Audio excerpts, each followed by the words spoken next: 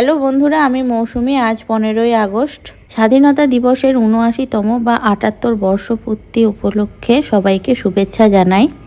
হর ঘর তিরঙ্গার মতো আমাদের ঘরেও আজ পতাকা উত্তোলন করা হলো।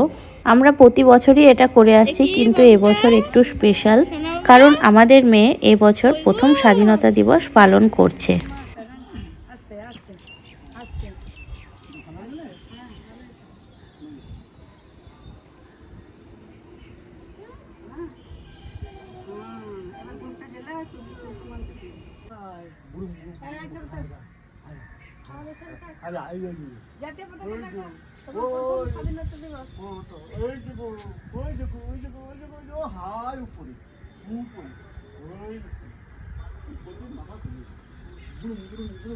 তো আজকের ভিডিওর সাথে কিছু ছবি আমরা তুলেছি, সেগুলো অ্যাটাচ করলাম।